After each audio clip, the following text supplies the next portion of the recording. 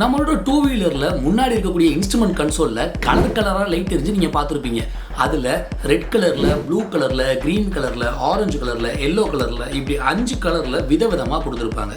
இந்த ஒவ்வொரு கலரும் என்னென்ன இண்டிகேட் பண்ணுது அப்படின்றத எக்ஸாம்பிளோட இந்த வீடியோவில் நம்ம பார்க்க போகிறோம். ஸோ குறிப்பாக ரெட் ஆர் ப்ளூ இந்த 2 கலரில் லைட் இருந்துச்சு அப்படின்னா அது ஒரு சிஸ்டம் ஆனில் இருக்கா இல்லை ஆஃபில் இருக்கா அப்படின்ற டீட்டெயிலை பற்றி தெரிஞ்சுக்கிறதுக்காக கொடுக்கப்பட்டிருக்கு. இது ஆரஞ்சு கலர்லையோ அல்லது எல்லோ கலர்லையோ கொடுத்துருக்காங்க அப்படின்னா வண்டியினுடைய எந்தெந்த சிஸ்டம்ஸ் எல்லாம் உள்ள இருக்கக்கூடிய ECU மூலமாக ஆப்ரேட் ஆகுதோ, கம்ப்யூட்டர் பேஸ்டு ஒர்க் பண்ணக்கூடிய எலக்ட்ரானிக் ஐட்டம்ஸில் ஏதாவது ஃபால்ட்ஸ் இருந்துச்சு அப்படின்னா அந்த ரைடருக்கு இண்டிகேட் பண்ணுறதுக்கு தான் ஆரஞ்சு கலர்லையோ அல்லது எல்லோ கலர்லையோ லைட்ஸ் கொடுத்துருப்பாங்க. அதாவது ECU, EMS அப்படின்னு சொல்லக்கூடிய இந்த இன்ஜின் மேனேஜ்மெண்ட் சிஸ்டம் அல்லது எலக்ட்ரானிக் கண்ட்ரோல் யூனிட் அப்படின்னு சொல்லக்கூடிய இது சார்ந்த ஏதாவது ஒரு சிஸ்டமில் ப்ராப்ளம் இருக்குன்னா தான் உங்களுக்கு இந்த ஆரஞ்சு கலர் லைட் எரியும். அண்ட் அதே மாதிரி ரெட் கலரில் சில லைட்ஸ் எல்லாம் கொடுத்துருப்பாங்க. இந்த ரெட் கலர் லைட்ஸ் எப்போல்லாம் எரியுதோ அப்போல்லாம் நீங்கள் கம்பல்சரி உங்கள் வெஹிக்கிளை கூடிய விரைவில் டீலர்ஷிப்புக்கோ உங்களுக்கு தெரிஞ்ச சர்வீஸ் சென்டருக்கோ நீங்கள் கொண்டு போகணும் அப்படின்றத உங்களுக்கு சொல்ல வர்றாங்க. அதை அப்படியே நீங்கள் கண்டுக்காமல் ரெட் கலர் லைட் எரியும் போது தொடர்ந்து கண்டினியூஸாக ரைட் பண்ணிகிட்டே இருக்கீங்க அப்படின்னா உங்களுக்கு கூடிய விரைவில் அது ஒரு பெரிய செலவை இழுத்து விடுறதுக்கான சான்சஸ் இருக்குது.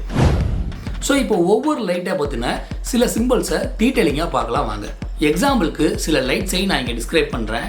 ஸோ அதில் முதல்ல பார்த்தீங்க அப்படின்னா நம்மளுடைய பேட்ரி லெவல் கம்மியாக இருக்கா இல்லையா அப்படின்றது தெரிஞ்சுக்கிறதுக்கு உண்டான லைட்டு உங்களுக்கு ரெட் கலரில் தான் கொடுத்துருப்பாங்க. ஸோ எதுக்காக இது ரெட் கலரில் கொடுக்கணும்? பேட்ரி லெவல் கம்மியாக இருக்கிறதுனால என்ன பிரச்சனையாக போகுது? நிறையா பேர் வண்டியில் முன்னாடி பேட்ரி இப்படி கம்மியாக இருந்தால் கூட நம்ம அதை இண்டிகேஷனே வந்தால் கூட அப்படியே நம்ம ஓட்டிக்கிட்டு இருப்போம் கண்டினியூஸாக. இப்போ வரக்கூடிய நிறையா மாடலில் பார்த்தீங்க அப்படின்னா உங்களுக்கு கிக்கர் அப்படின்றதே இருக்காது. அதுக்கு பதிலாக டேரெக்டாக செல்ஃப் ஸ்டார்ட் மட்டும் தான் கொடுத்துருப்பாங்க. எதனால் அப்படின்னு பார்த்தீங்கன்னா வண்டியில் நிறையா எலக்ட்ரானிக் ஐட்டம்ஸ் பயன்படுத்தப்படுது.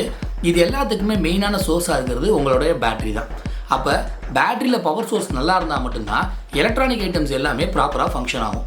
அதர்வைஸ் அதுக்கு தேவையான வோல்டேஜ் போகாது, அது ப்ராப்பராக ஃபங்க்ஷன் ஆகாது. ஸோ உங்களுக்கு பெர்ஃபார்மன்ஸ் வைஸாக நிறையா பிரச்சனைகள் வர்றதுக்கான சான்சஸ் இருக்குது. ஸோ இதை வண்டி வச்சிருக்கக்கூடிய ரைடர் டேரெக்டாக தெரிஞ்சுக்கணும் அப்படின்றதுக்காக தான் ரெட் கலரில் பேட்ரி சிம்பிளை நமக்கு கொடுத்துருக்காங்க. ஸோ இப்போ பேட்ரி சிம்பிள் வந்ததுக்கப்புறமும் பார்க்காம அப்படியே கண்டினியூஸாக ஓட்டினா என்ன ஆகும்? பாயிண்ட் நம்பர் 1, உங்களோட சார்ஜிங் சிஸ்டம் ப்ராப்பராக ஃபங்க்ஷன் ஆகாமல் இருக்கலாம். அல்லது சார்ஜிங் சிஸ்டம் வரக்கூடிய அந்த லைனில் ஏதாவது ஒரு இடத்துல ப்ராப்ளம் இருக்கலாம். ஒரு உதாரணத்துக்கு உங்களோட ஆல்டர்னேட்டரில் பிரச்சனையாக இருக்கலாம், RR யூனிட் அப்படின்னு சொல்லக்கூடிய ரெக்டிஃபையர் அண்ட் ரெகுலேட்டரில் பிரச்சனையாக இருக்கலாம். ஸோ இந்த 2 ப்ராப்ளம்ஸ் இருக்குது அப்படின்னு, இது 2லேயும் ப்ராப்ளம் இருக்குது அப்படின்னா உங்கள் பேட்டரி ப்ராப்பராக சார்ஜ் ஏறாது. வயரிங் எங்கேயாவது கட் ஆகிருக்கலாம். அப்படி இல்லை அப்படின்னா வயர் லீட்ஸ், நீங்கள் பேட்டரியில் மாட்டக்கூடிய அந்த லீட்ஸில் ரஸ்ட் ஏறி இருந்து பவர் சப்ளை ப்ராப்பராக டிரான்ஸ்மிட் ஆகாமல் இருக்கலாம். இந்த மாதிரியான இஷ்யூஸ் எல்லாம் இருக்குது அப்படின்னா உங்களுக்கு பேட்டரி சிம்பிள் காட்டும். இந்த லைனில் ப்ராப்ளம் இருந்து உங்களுக்கு பேட்டரி சிம்பிள் காட்டுச்சு அப்படின்னா நீங்கள் ஓட்டலாம், ஆனால் ரொம்ப நாளைக்கு அப்படியே ஓட்டக்கூடாது. முடிஞ்ச அளவுக்கு குயிக்காக அதை கொண்டு போய் சர்வீஸ் ஸ்டேஷனில் கொடுத்து சரி பண்ணிடுறது நல்லது. இன்ஜின் டெம்பரேச்சர் வார்னிங் லைட்டு அல்லது கூலண்ட் டெம்பரேச்சர் வார்னிங் லைட்.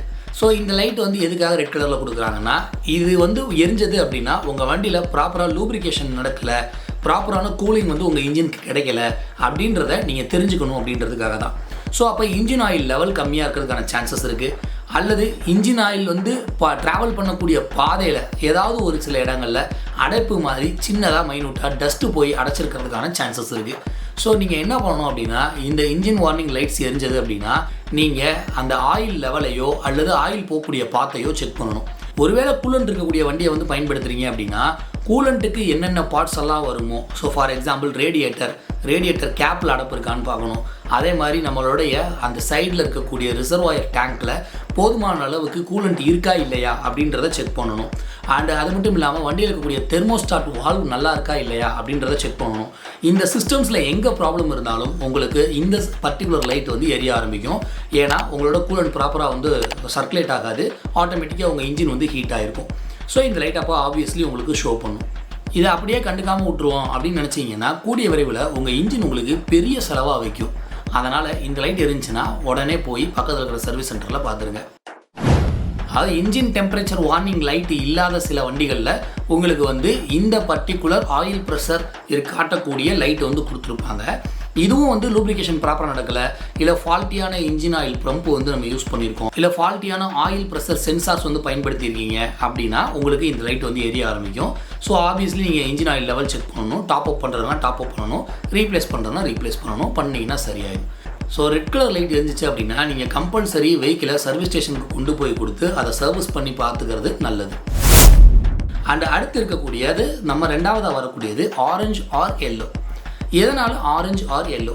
இந்த ஆரஞ்சு ஆர் எல்லோ வந்துச்சுன்னா நீங்கள் அதோட இந்த சிஸ்டமை வந்து ஒரு பர்டிகுலர் சிஸ்டம் மட்டும் வேலை செய்யலை அப்படின்னா உங்களுக்கு இந்த ஆரஞ்சு ஆர் எல்லோ வந்து இருக்கக்கூடிய லைட்ஸ் வந்து எரியும். ஃபார் எக்ஸாம்பிள், உங்களுக்கு ஏபிஎஸ் லைட் எரியுது அப்படின்னா ஏபிஎஸ் சிஸ்டம் மட்டும் ஃபங்க்ஷன் ஆகலை அப்படிங்கிறத நீங்கள் தெரிஞ்சுக்கலாம். டிசிஎஸ் லைட் எரியுது அப்படின்னா ட்ராக்ஷன் கண்ட்ரோல் சிஸ்டம் மட்டும் ஃபங்க்ஷன் ஆகலை அப்படின்ற டீட்டெயில்ஸை நீங்கள் தெரிஞ்சுக்கலாம்.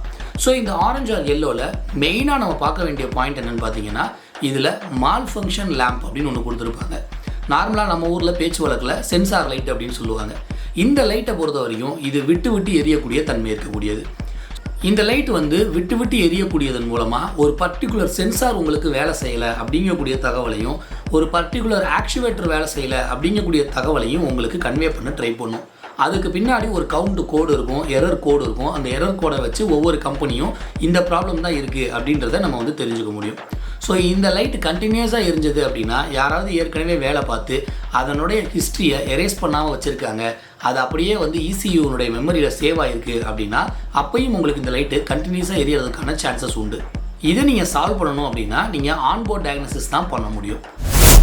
அண்ட் சர்வீஸ் ரிமைண்டரும் இப்போ நிறையா மாடல்ஸில் வந்து பார்த்தீங்கன்னா டிஸ்பிளேலேயே இன்பில்டாக கொடுத்துருக்காங்க. சில மாடலில் உங்களுக்கு ஆரஞ்சு ஆர் எல்லோயிஷ் லைட்டில் வெளியில் வந்து தனியாக கொடுக்குறாங்க. ஸோ இதை ஆஃப் பண்ணுறதுக்கு ஒவ்வொரு கம்பெனியும் சில பேட்டர்ன்ஸ் வந்து வச்சுருக்காங்க. ஃபார் எக்ஸாம்பிளுக்கு வந்து பார்த்தீங்க அப்படின்னா ஆக்சலரேட்டரை 3 தடவை ரைஸ் பண்ணிக்கிட்டே கீயை ஆஃப் பண்ணி ஆன் பண்ணி, கீயை ஆஃப் பண்ணி ஆன் பண்ணி 3 தடவை போடுறது. அண்ட் அதே மாதிரி வந்து இதில் கொடுத்துருக்கக்கூடிய மோட் பட்டன்ஸை யூஸ் பண்ணி ஆஃப் பண்ணுறது. இந்த மாதிரி வண்டிக்கு வண்டி அவங்களோட சிஸ்டமுக்கு ஏற்ற மாதிரி இந்த சர்வீஸ் ரிமைண்டரை எப்படி ஆஃப் பண்ணுறது அப்படின்றதுக்கு ஒரு சிஸ்டம் வச்சுருக்காங்க. ஸோ அதை கரெக்டாக ஃபாலோ பண்ணோம்னாலே இந்த சர்வீஸ் ரிமைண்டர் லைட்டை நம்ம ஆஃப் பண்ணிட முடியும். அண்ட் TPMS, அதாவது டயர் ப்ரெஷர் மானிட்டரிங் சிஸ்டம். இது வந்து எல்லா வண்டியிலையும் இருக்காது, ஒரு சில மாடல்களில் மட்டும்தான் அவைலபிளாக இருக்கும். உங்களோட வண்டியில் இருக்கக்கூடிய ஃப்ரண்ட் வீல் அண்டு ரியர் வீலில் இருக்கக்கூடிய டயர்ஸில் எவ்வளோ ஏர் இருக்குது அப்படின்றத மானிட்டர் பண்ணக்கூடிய சிஸ்டம் தான் இந்த TPMS அப்படின்றக்கூடிய டயர் ப்ரெஷர் மானிட்டரிங் சிஸ்டம் அப்படின்றது. இதுக்கு ஒரு சிம்பிள் இருக்குது. இந்த சிம்பிள் வந்து பார்த்தீங்கன்னா ஒரு டயர் மாதிரியான ஒரு சிம்பிளில் நடுவில் வந்து ஒரு ஆச்சரியக்குறியோடு இருக்கும். இந்த பர்டிகுலர் சிம்பிள் இருக்கக்கூடிய லைட் எரிஞ்சது அப்படின்னா நீங்கள் இந்த பர்டிகுலர் சிஸ்டமில் பிரச்சனை அப்படின்றத தெரிஞ்சுக்க முடியும். இது வந்து சும்மா ஒரு 40 PSI வைக்கணும் அப்படின்னா, ஃபார் எக்ஸாம்பிளுக்கு தான் சொல்கிறேன், 40 PSI வைக்கணும் அப்படின்னா ஒரு 38 PSI ஆன உடனே இந்த லைட் எரியுமான்னு கேட்டிங்கன்னா எரியாது. 25% வரைக்கும் கம்மியாகிற வரைக்கும் இந்த TPMS வந்து எரியாது. அதாவது 40 PSIக்கு 10 PSI வரைக்கும் காற்று குறையிற வரைக்கும் இந்த லைட் எரியாது. அதை விட கம்மியாக போகுதுங்கும் போது தான் உங்களுக்கு இந்த வார்னிங் லைட்டை வந்து கொடுக்க ஆரம்பிக்கும். நீங்கள் அதை பார்த்து போய் இந்த சிஸ்டமை சரி பண்ணிக்கலாம், அதாவது காத்திருச்சுக்கலாம். Key fob battery light. இந்த லைட் சிம்பிள் வந்து பார்த்தீங்கன்னா இப்போ வரக்கூடிய நிறையா மாடலில் உங்களுக்கு வந்து ரிமோட் கீஸ் வந்து கொடுக்க ஆரம்பிச்சிட்டாங்க. இந்த ரிமோட் கீயில் வந்து நம்ம கூட இப்போ ரீசெண்டாக ஒரு வீடியோ பதிவெல்லாம் போட்டிருந்தோம். ஹோண்டாவில் இருக்கக்கூடிய Dio 125ல் கூட ஸ்மார்ட் கீ சிஸ்டம்லாம் பயன்படுத்தியிருக்காங்க அப்படின்ற மாதிரி. ஸோ இப்போ இந்த ஸ்மார்ட் கீ மாதிரி இருக்கக்கூடிய தனியாக ஒரு ரிமோட் கண்ட்ரோல் ஆப்ஷன் வந்து கொடுக்குறாங்கன்னா, நீங்கள் கையில் வச்சுருக்கக்கூடிய அந்த ஸ்மார்ட் கீ, அந்த ரிமோட் கீயில் ஒருவேளை பேட்டரி கம்மியாயிருச்சுன்னா அது எப்படி உங்களுக்கு தெரியும்? அதை தெரிய வைக்கக்கூடிய சிம்பிள் தான் இந்த கீ ஃபாப் பேட்டரி லோ அப்படின்னு சொல்லக்கூடிய இந்த பர்டிகுலர் சிம்பிள். இந்த சிம்பிள் எரிஞ்சிச்சு அப்படின்னா நீங்கள் உங்கள் வண்டியினுடைய ஸ்மார்ட் கீ சிஸ்டமை ஓப்பன் பண்ணி அதுக்குள்ளே இருக்கக்கூடிய பேட்டரியை ரீப்ளேஸ் பண்ணிட்டீங்கன்னா சரியாயிடும். அடுத்து வந்து பார்த்தீங்கன்னா நம்ம நார்மலாக சொன்ன green colour and blue colour lights. ஒரு சிஸ்டம் ஆனில் இருக்குது ஆஃபில் இருக்குது அப்படின்ற டீட்டெயிலிங்கை நீங்கள் தெரிஞ்சுக்கிறதுக்காக இந்த லைட்டெல்லாம் கொடுப்பாங்க. ஒரு உதாரணத்துக்கு வண்டியோட ஈகோ மோட் அப்படின்றது, ஈகோ மோடில் வச்சு நீங்கள் வண்டியை ரைட் பண்ணிட்டு போனீங்கன்னா உங்களுக்கு நிறையா மைலேஜ் கொடுக்குன்றது நம்ம எல்லாருக்குமே தெரியும். ஸோ ஈகோ வந்து ஒரு பாசிட்டிவான விஷயம் அப்படின்ற டீட்டெயிலிங்கை நமக்கு சொல்கிறதுக்கு தான் க்ரீன் கலரில் கொடுத்துருப்பாங்க. இதே இது ப்ளூ கலரில் சில லைட்ஸ் எல்லாம் இருக்கும். ஃபார் எக்ஸாம்பிளுக்கு வந்து ஹெட்லைட்டினுடைய high beam low beam operate பண்ணுறது. அண்ட் அதே மாதிரி வந்து நம்ம ஆட்டோமேட்டிக் ஸ்டார்ட் ஸ்டாப் சிஸ்டம்னுடைய சிம்பிள் ஏன்னு போட்டு அப்படி ரொட்டேஷன் போட்டிருப்பாங்க அதெல்லாம். ஸோ இதெல்லாம் வந்து ஏன் வந்து ப்ளூ கலரில் கொடுத்துருக்காங்கன்னா சிஸ்டம் ஆனில் இருக்கா இல்லையா அப்படின்ற டீட்டெயில்ஸை நம்ம வந்து தெரிஞ்சுக்க முடியும். ஸோ ஒரு பர்டிகுலர் சிஸ்டம் ஆனில் இருக்குது அப்படின்னா அந்த சிஸ்டம் நமக்கு தெரியும், அது ஆஃபில் இருக்குது அப்படின்னா அது நமக்கு தெரியாது. ஸோ இந்த ஆனில் இருக்கும்போது அது க்ரீன் கலர் லைட்லேயோ அல்லது ப்ளூ கலர் லைட்லேயோ நமக்கு இண்டிகேஷன்ஸை வந்து முன்னாடி கொடுக்குறாங்க. ஸோ இதுக்கு ஏகப்பட்ட எக்ஸாம்பிள் இருக்குது. அந்த low beam indicator, high beam indicator, eco mode, அப்புறம் இந்த ஆட்டோமேட்டிக் ஸ்டார்ட் ஸ்டாப் ஸ்விட்ச், அதாவது I3S ஸ்விட்ச் அப்படின்னு சொல்லுவாங்க இல்லைங்களா அது. ஸோ இது எல்லாமே வந்து பார்த்தீங்கன்னா ப்ளூ கலர் ஆர் க்ரீன் கலரில் தான் கொடுத்துருப்பாங்க. ஸோ இந்த க்ரீன் ஆர் ப்ளூவை வச்சு நம்ம வந்து ஐடென்டிஃபை பண்ணிக்கலாம். ஸோ நம்மளோட வண்டியில் சிஸ்டம் ஃபங்க்ஷன் ஆகுதா இல்லையா அப்படின்ற டீட்டெயிலிங்கை நீங்கள் வந்து தெரிஞ்சுக்க முடியும். ஸோ இது இல்லாமல் இன்னும் சில சிஸ்டம்ஸ் வந்து உங்களுக்கு இன்ஸ்ட்ருமெண்ட் கன்சோல்லையே அதனுடைய அந்த கலர்லேயே இப்போ Black கலரில் இருக்குது இன்ஸ்ட்ருமெண்ட் கன்சோலில் அப்படின்னா அந்த இன்ஸ்ட்ருமெண்ட் கன்சோலுடைய Black கலர் பிரதிபலிப்புலேயே நமக்கு சில டீட்டெயில்ஸை கன்வே பண்ணுவாங்க. ஃபார் எக்ஸாம்பிளுக்கு வந்து பார்த்தீங்க அப்படின்னா ஃபியூயல் லெவல் இண்டிகேட்டர் அல்லது low fuel warning light, petrol பங்க்கில் இருக்கக்கூடிய அந்த பம்போட சிம்பிளை போட்டு அது வந்து க்ளோ ஆகிற மாதிரி நிறையா வண்டியில் கொடுத்துருப்பாங்க. அந்த சிஸ்டம் இருந்துச்சு அப்படின்னா உங்கள் வண்டியில் வந்து பெட்ரோல் லெவல் வந்து கம்மியாக இருக்குது அப்படின்னு அர்த்தம். ஸோ இந்த மாதிரியான நிறையா டீட்டெயிலை நமக்கு இண்டிகேட் பண்ணுறதுக்கு டேரெக்டாக டிஸ்பிளேலேயே அந்த லைட் வந்து கண்டினியூஸாக வந்து நமக்கு எரியிற மாதிரி கொடுத்துருப்பாங்க. ஸோ இந்த மாதிரியான சில சிஸ்டம்ஸை நமக்கு டேரெக்டாக Black அண்ட் ஒயிட்லேயே வந்து இண்டிகேட் பண்ணியிருப்பாங்க. ஸோ இந்த வீடியோ கண்டென்ட் மூலமாக நம்ம வந்து இன்ஸ்ட்ருமெண்ட் கன்சோலில் இருக்கக்கூடிய சில கண்டென்ட்டை எல்லாம் கிளியர் கட்டாக வந்து நான் உங்களுக்கு கன்வே பண்ணியிருப்பேன்னு நான் நம்புகிறேன்.